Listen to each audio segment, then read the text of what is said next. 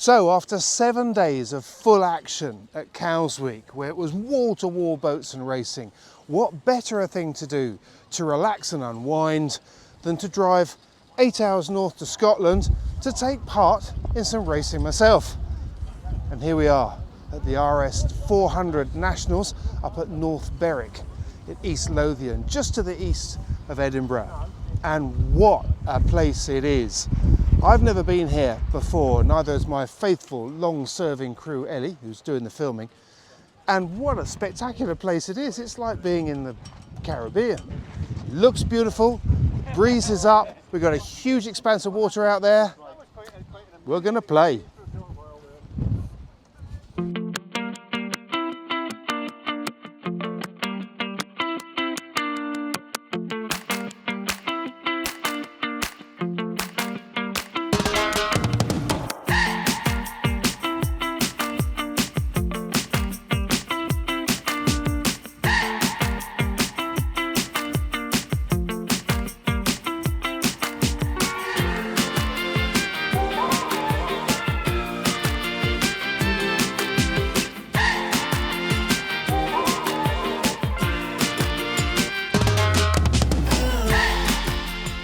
So, it's day one of the racing, and it feels a little bit like a baptism of fire really, because we've never been here before, lots of us haven't been here before, and yesterday when we'd hoped to sail, have a little practice sail, it was blowing our boots, and frankly we're just all too scared because there's a lot of rocks out there and it was very windy and we didn't know where we were going, so we didn't go.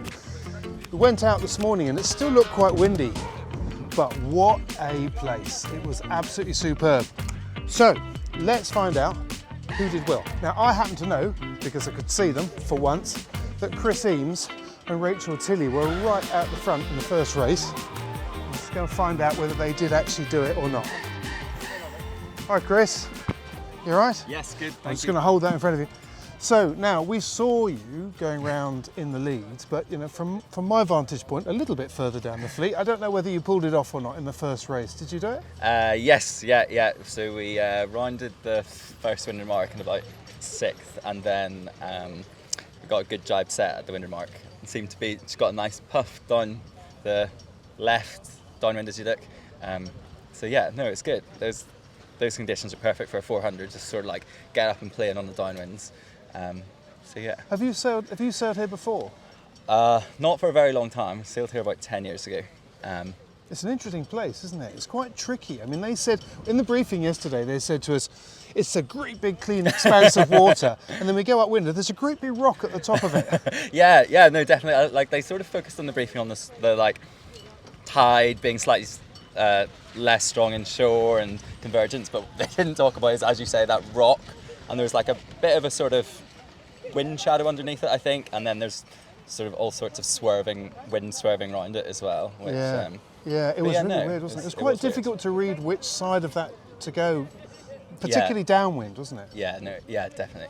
I think we found the downwinds, the key was just to get in the pressure and jibe in the pressure to stay in the gusts. Yeah, well, it seemed straightforward, but it didn't feel like it at the time. Anyway, so you won the first race, and then where were you in the second?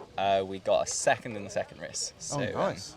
Yeah, I think Sam and Chris were pretty well gone in the second race in first. So right. But yeah, no, we're happy. So. Nice. Okay, right. Well, I'm definitely going to the bar tonight. It sounds like you're buying the first round. Brilliant. Okay, well done. Right. Now, the other person I wanted to speak to, because we saw a bit more of him, and he doesn't want to represent the middle of the fleet, but unfortunately he was sort of further down than he'd want to be, is Steve Cockerill. Steve? Hiya. Well, that was an interesting afternoon. Wasn't it? You've been here a lot before though, haven't you? Yeah, so you're used to these conditions. Well, it's been everything. I mean, this place has everything, you know. I've sailed in northeasterlies, which is just amazing, with huge rolling swells, just fantastic. And I've sailed in this stuff, and I've sailed over there, and I've sailed around there with an offshore. Yeah, it was a bit different though today, wasn't it? Was it? Well, I mean, give us your sort of if you had to give an overall view, a summary of what it was like, what the conditions were like. Well, it felt like it was going to be really windy, didn't it, before we started? And actually, it didn't quite deliver, which was good because I raked beyond my windy rake, which was perfect for us because we're so light now. It goes nicely with lots of rake on, and it was, you know, one tack into the corner of the bay for us, and because it did seem to be a lot. There was very odd things going on, wasn't there? There was a right shift out to the right of the island, and there was a progressive left shift with less current, perhaps, on the left side. But he made the starboard end quite biased to encourage you to go that way, and I started at the pin and kind of went left.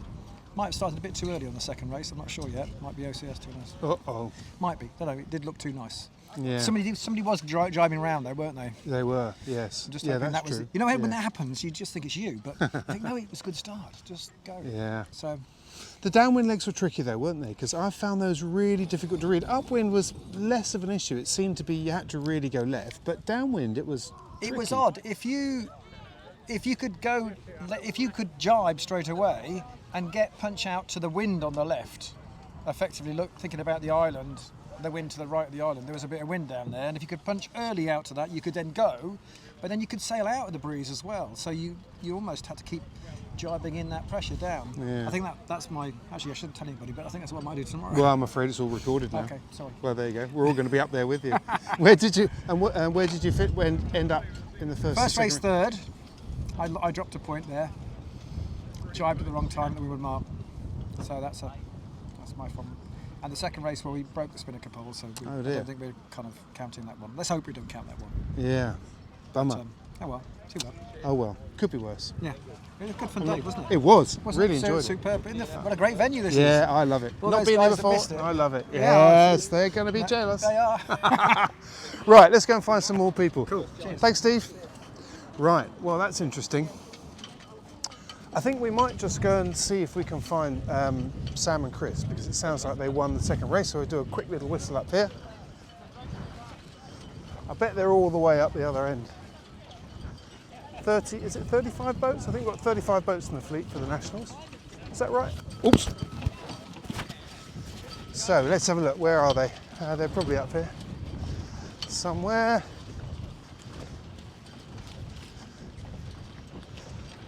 Ah, yes, I can see him. Right, here we go.